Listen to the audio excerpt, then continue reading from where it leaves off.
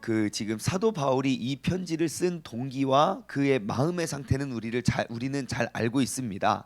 사도 바울은요, 자신의 사비를 들여서 그리고 약 1년 6개월 정도 내가 열심히 헌신하고 투자해서 세워진 그 고린도 교회에 사도직을 사도직조차 인정하지 않는 그러한 교회로 변질이 되어 버렸어요.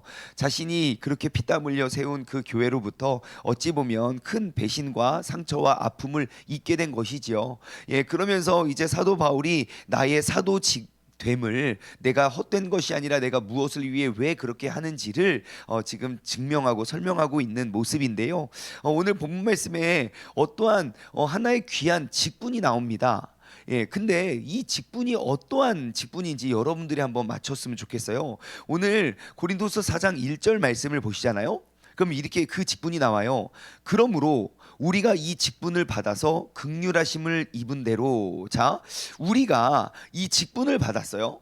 근데 이 직분을 소개하는 그 설명이 그 뒤에 쭉 나오거든요.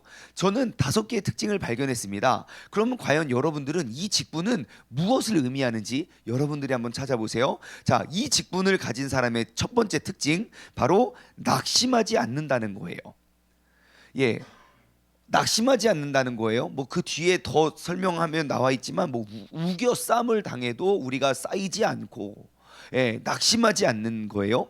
그리고 이 직분을 가진 사람의 두 번째 특징은 숨겨진 부끄러운 일을 버린대요. 2절 말씀이죠. 숨겨진 부끄러움의 일들을 버리는 사람. 세 번째, 속임으로 행하지 아니하고, 그러니까 속임수로 남 보이게 이렇게 보일 때만 하고 안 보일 때 안 하고, 뭐 이렇게 속임수로 행하지 아니하고. 네 번째 특징은 무엇입니까? 하나님의 말씀을 혼잡하게 하지 않고, 그러니까 말씀대로 산다는 거예요. 말씀에 이렇게 저렇게 토를 달고 이렇게 저렇게 어렵게 하지 않고 그냥 말씀대로 순종을 하고, 마지막으로 5번째, 오직 진리를 나타내므로. 자, 오직 진리를 나타낸대요. 자, 지금 어떠한 직분에 대해서 이야기를 하고 있어요. 그 직분에 대한 소개예요. 그 직분을 가진 사람의 5가지 특징은 뭐냐면, 낙심하지 않는다는 것, 그리고 숨겨진 부끄러운 일을 내가 계속 버려간다는 것, 세 번째, 속임으로 행하지 않는다는 것, 그 다음에 말씀대로, 말씀을 힘들거나 말씀을 왜곡하지 않고 말씀대로 살고, 마지막 5번째, 오직 진리를 나타내는 사람. 여러분, 과연 어떠한 직분을 가진 사람들이 이러한 삶을 살아갈까요? 혹은 어떠한 직분을 가진 사람들이 이러한 삶을 살아가야 할까요? 자, 1절에 나오는 이 직분은 무엇일까요? 하나, 둘, 셋.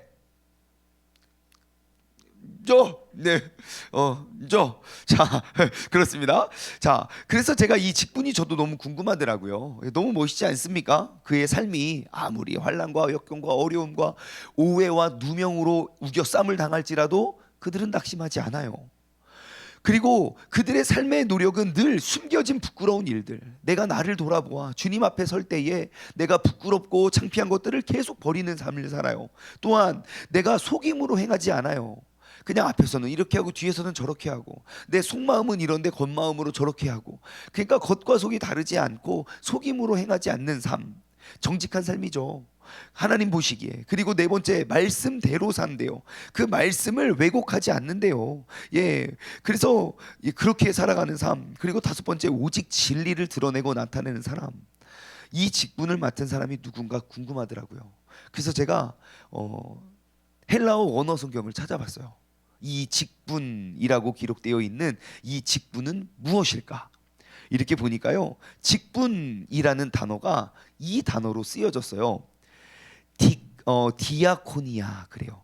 디아코니아. 모르시겠죠? 근데 이 디아코니아에서 파생된 단어는 아마 여러분 아시는 분이 있을 거예요. 뭐냐면 디컨이에요. 디컨이 뭐죠? 영어로 디컨을 한국말로 번역하면 이렇게 번역해요. 집사. 어려운 단어가 아니죠? 굉장히 친숙한 단어죠? 자, 지금 이 직분을 가지고 있는 사람의 삶의 모습을 설명해 드렸어요. 그러면 이러한 삶을 살아가는 사람에게 이 사람을 두고 이 직분의 사람입니다 라고 이야기를 해요. 그리고 이 직분을 가진 사람이라면 이렇게 5가지 특징을 가지고 살아가야 돼요. 그 직분은 바로 디아코니아, 디컨이라고 말하는 집사라고 말하는 사람들이에요. 그 사람들의 특징을 다시 한번 볼까요? 첫 번째, 낙심하지 않습니다. 낙심하지 않습니다. 지금 사도 바울이 처해 있는 그러한 상황은 어떠한 상황입니까? 100% 억울한 100% 누명입니다. 자신이 세운 교회로부터 자신이 버림받아 자신이 그렇게 모욕과 수치를 당했어요. 사도 바울이 자신의 이익을 위하여 그들을 이용해 먹은 것이라면 억울하진 않겠지요. 자신의 모든 것들을 내어 쏟아서 그들에게 헌신하고 바친 것뿐밖에 없는데 오히려 되려 그것이 나를 올가매고 나를 죽이려 하는 그러한 모습으로 돌아왔다는 거예요. 그럼에도 불구하고 사도 바울은 낙심하지 않습니다. 왜 그런지 아십니까? 우리 어제 본문에 보면 나와 있어요.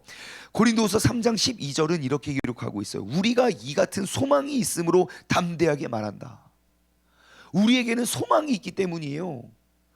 나의 삶의 그 모든 일거수일투족 지키고 보호하시고 또 우리와 함께 하시는 그 천국의 소망, 오늘 본문에도 나오지만 세상의 것, 이 세상의 고통은 잠깐의 것이지만 영원한 것이 있다는 거예요. 사도 바울은 이렇게 표현해요. 17절에 보니까 우리가 잠시 받는 환난에 경한 것이 지극히 크고 영원한 날에 중한 것이 된다는 거예요.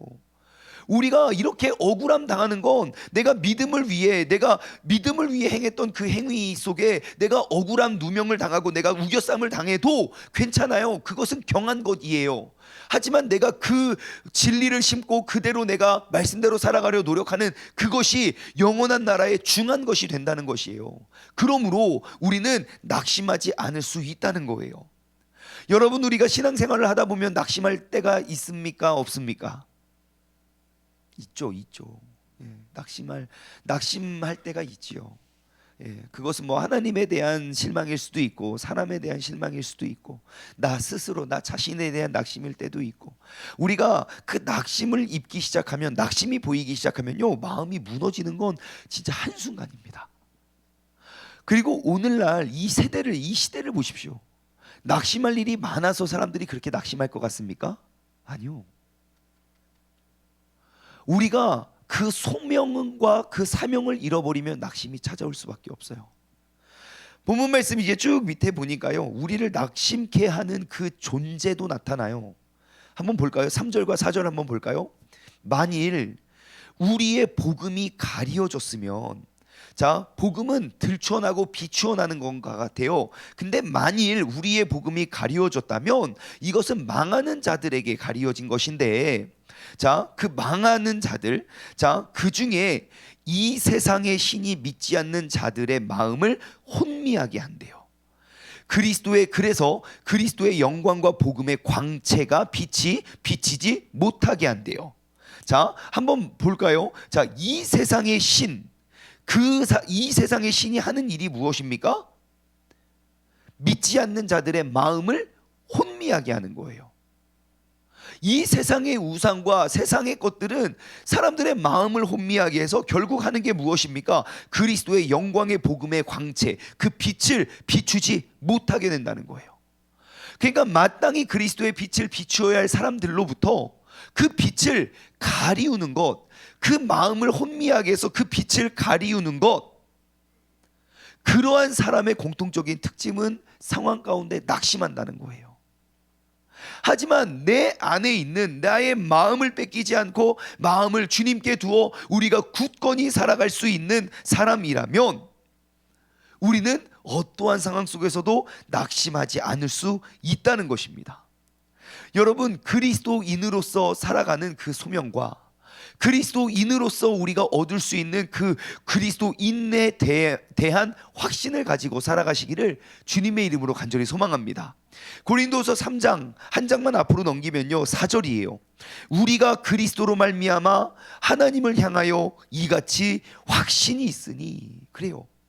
여러분, 우리는 예수 그리스도로 말미암아 우리는 이 땅 가운데 살아가는 존재이고, 우리가 살아가는 목적, 우리의 삶의 종착역은 바로 하나님의 영광, 그 하나님의 나라를 향하여 우리는 이와 같은 확신을 가진 그리고 아까 12절, 우리가 이 같은 소망이 있으므로 우리는 확신을 가지고 담대히 선포하며 나아간다면, 여러분, 우리는 모든 상황 속에서 낙심할 이유가 없습니다. 두 번째 특징은요, 무엇입니까? 숨겨진 부끄러운 일을 버린대요. 여러분, 대답하지 마세요. 대답하지 마세요. 여러분 삶 가운데 버려야 할 숨겨진 부끄러운 일이 있을 겁니다.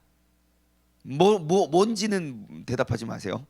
자, 그러면 이제 우리 사인으로 한번 하시죠. 있으면 끄떡끄떡, 없으면 도리도리. 나는 주님 앞에 섰을 때 주님께서 보시기에 숨겨야 할 부끄러운 일이 내 안에 있다, 끄떡끄떡, 없다, 도리도리. 하나 둘 셋. 있지요. 저는 앞에 밖에 나와서 거룩해 보이고 경건해 보이고 막 그런 사람들은요 더 크게 있어요. 막 있어요. 자, 그러면 이 직분을 가진 사람들의 특징은 이것이에요. 오늘 본문 말씀 2절이죠. 이에 숨은 부끄러움의 일을 버리고, 그 부끄러운 일을 발견해서 하나씩 하나씩 버려가는 삶이 바로 이 직분을 가진 사람들의 특징이라는 거예요. 여러분, 그것들을 하나씩 하나씩 비워가십시오. 왜 우리가 이렇게 새벽 예배를 나와서, 왜 오늘도 이렇게 기도와 말씀으로 우리가 하루를 살아가나요? 내 안에 비춰진, 우리가 말씀의 빛을 비추지 않으면 그것이 버려야 할 것인지 버리지 말아야 할 것인지 우리는 구분할 수가 없어요. 왜요? 세상의 기준이 없기 때문이죠. 하나님의 말씀의 기준이 내 삶을 비출 때에 내 삶에 있는 그러한 죄악들을, 그러한 죄성들을 우리는 발견하게 되는 거예요. 여러분, 항상 그래요. 내가 남을 바꾸려고 한다면 문제는 해결되지 않습니다. 내가 바뀌면 남은 바뀌어집니다. 우리의 부부의 갈등도 그렇습니다. 부부의 갈등이 지금 한 40년 살면 없어집니까? 안 없어지죠? 영원히 주님 오실 때까지 없어지지 않아요. 부부의 갈등이 왜 안 없어지는지 아십니까? 목사님 항상 목사님 이 인간 진짜 너무 똑같아요. 이렇게 똑같아요. 그래요. 근데요, 가만히 보면요, 내가 바뀌면 상대는 바뀌게 되어 있어요. 이렇게 설명해 볼까요? 박수는 이렇게 맞부딪혀야 소리가 나요. 그럼 우리는 이렇게 말해요. 나는 그대로 있을 테니 너가 바뀌어라 라고 이야기를 해요. 그래야 우리가 소리를 안 나지. 그래요. 근데요, 상대방은 절대 바뀌지 않아요. 나의 말과 나의 능력으로는 절대 바뀌지 않아요. 그러므로 내가 이 갈등 속에서 이 갈등을 해결하기 위해서 내가 바뀌잖아요. 그러면 갈등은 되지 않아요. 다시 말해, 10년 동안 20년 동안 이 인간 너무 똑같다는 건 반대로 보면 10년도 20년도 나도 똑같다는 말이에요. 그럼 분명히 이렇게 말할 거예요. 그래도 나는 기도하고 나는 말씀 보는데 이 사람은 그런 것도 안 하고 맨날 술만 먹고 그래요. 그럼 나도 같이 술 먹습니까? 그런 걸 말하는 게 아니에요. 여러분, 우리가 하나님의 말씀 가운데 있다면 그 사람을 변화시킬 수 있는 지혜가 안 주시겠습니까? 하나님의 목적이, 하나님이 이 사람 변화시키는 게 나보다 더 간절하지 않겠습니까? 하나님이라면. 그러면 그 하나님의 지혜를 구해서 끊임없이 나의 버려야 할 것들을 발견하는 거예요. 사람들은 되게 그래요. 이 사람이 8 잘못하고 나도 하나님 앞에서 부끄럽고 버려야 할 것들이 있다니까요. 우리 모두는. 그러면 우리는 이 사람이 8 잘못하고 내가 2 잘못했어요. 그러니까 이 사람이 바뀌어야 된다는 거예요. 이 사람이 7 잘못하고 6 잘못하고 5개, 야 우리 5개씩은 해야 되는 거 아니냐라고 주장을 해요. 하지만 이 사람의 8을 바꾸기 위해선 나의 1, 2개를 버릴 때 그 사람이 비로소 변화를 경험하기 시작할 거예요. 여러분, 우리가 끊임없이 하나님의 말씀을 통하여 나의 죄를 발견하고 그 죄를 버려갈 수 있는 직분의 사람이 되기를 주님의 이름으로 간절히 소망합니다. 지금 이 직분을 받은 사람들은 그렇게 살아왔대요. 이에 숨은 부끄러운 일들을 계속 버리면서 그들은 살아왔다는 거예요. 누가 오늘 이 새벽에 이 고백에 아멘 하시겠습니까? 오늘 하루를 살아가실 때에도요, 여러분, 내가 하나님 앞에 버리고 포기해야 할 것은 무엇인지를 우리가 돌아보며 나아갈 수 있는 우리 모두가 되길 소망합니다. 이 직분을 가진 사람의 세 번째 특징은 무엇입니까? 2절이에요. 속임으로 행하지 않는다는 거예요. 눈속임을 하지 않는다는 거예요. 사람들 앞에서는 이렇게 하고 사람들 뒤에서는 저렇게 하고, 사람들 앞에서는 이 말하고 사람들 뒤에서는 저 말하고. 그런데요, 하나님은 그 모든 거 다 듣고 계세요. 하나님은 그 모든 거 다 알고 계세요. 그러므로 우리는 하나님 앞에서 부끄럽지 않은 그 마음을 빼앗기지 않는 그 그리스도의 광명한 빛이 되어야 되는 것입니다. 참 신기해요. 앞에서는 아닌 척 하지만 뒤에서는 되게 많이 돕는 사람이 있어요. 요즘엔 그런 사람을 전문 용어로 세 글자로 뭐라고 합니까? 츤데레라고 하더라고요. 츤데레. 예? 앞에서는 굉장히 무뚝뚝한 척하면서 뒤에서는 다 이렇게 챙기고, 예, 그런 사람들. 예, 여러분, 우리의 신앙과 우리의 믿음이 정말 너의 왼손이 한 일을 오른손이 모르게 하라라는 말씀처럼, 내가 이렇게 앞에서는 이렇게 안 하는 것처럼 보여져도 뒤에서는 다 하고, 앞에서는 이렇게 티를 내지 않아도 뒤에서는 막 진짜 막 더 막 정말 막 귀하고 복된 삶, 앞에서는 그냥 무뚝뚝한 것 같아서 뒤에서는 계속 칭찬하고 막 그런 사람들이 있다면, 여러분, 그 뒤에서 보이지 않게 하는 일들을 알까요? 모를까요? 사람들이 알게 될까요? 모르게 될까요? 당연히 알게 됩니다. 그것이 정치인이든 종교인이든 직장인이든. 정치인들을 계속 이렇게 후벼 파는 이유가 뭔지 아십니까?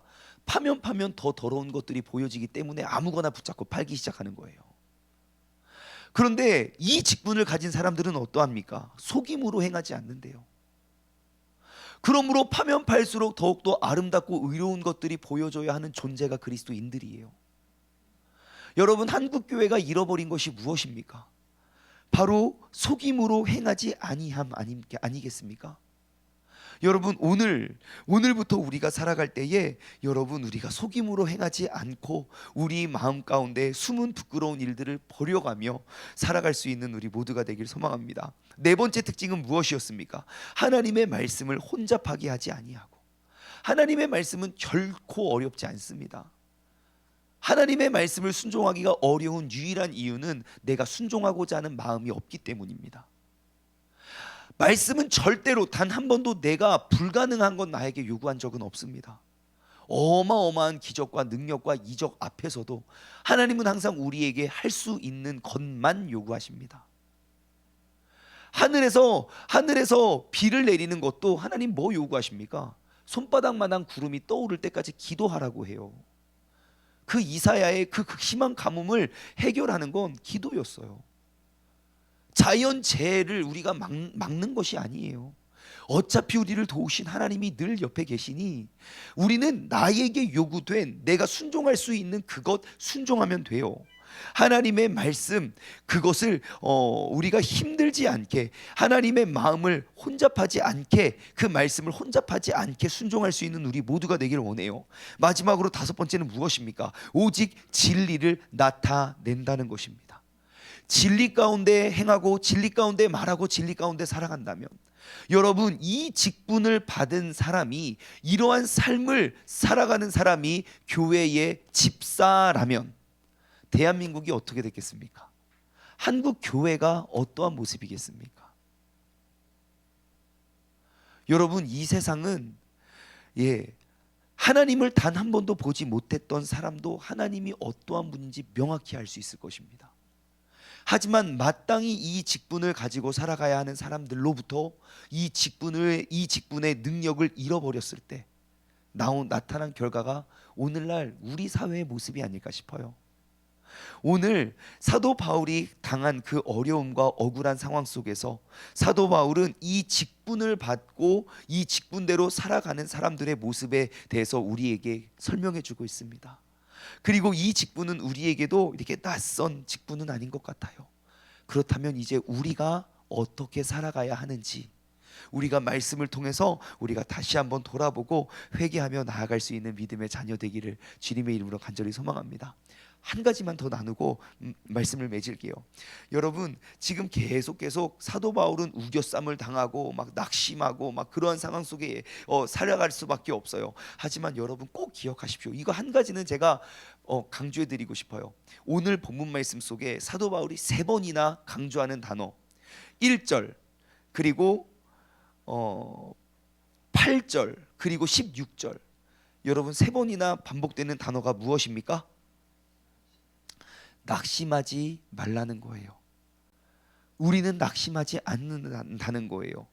왜냐하면 예수 그리스도의 그 광명한 광채, 그 빛이 내 안에 담겨졌기 때문에 나는 낙심할 이유가 절대 없다는 거예요. 여러분, 우리가 말씀으로 믿음으로 살아가는 우리의 신앙생활 가운데 나를 낙심시킬 것은 하나도 없습니다. 여러분, 낙심하지 마십시오. 낙심하지 마십시오. 우리가 낙심하지 마십시오.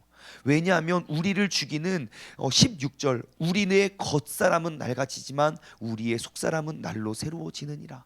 우리의 겉사람은 날로 죽어가지만 우리의 죽음을 통해서 생명을 만들어내는, 10절에도 나오죠. 우리가 항상 예수의 죽음을 몸에 짊어지는 이유는 예수님의 생명이 또한 우리의 몸에서 나타나게 됩니다.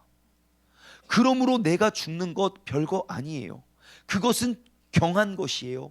하지만 내가 죽음으로 살아나는 그 영혼들은 그것이 중요한 것이에요. 그래서 우리가 끝까지 낙심하지 않고 우리가 영원한 그 주님의 영광을 바라보며 살아갈 수 있는 우리 모두가 되기를 주님의 이름으로 간절히 소망합니다. 기도하겠습니다. 하나님 아버지, 감사합니다. 오늘 이 새벽에 우리가 이 자리에 선 것은 우리는 어떠한 상황과 어떠한 환경 속에서도 우리는 악한 존재들에게 사방으로 우겨쌈을 당할지라도 우리가 낙심하지 않는 이유는 아버지 하나님, 내가 죽는 것은 경한 것이고 내가 죽음으로 살아나고 회복되어져야 하는 그 영혼들은 중한 것이기 때문입니다.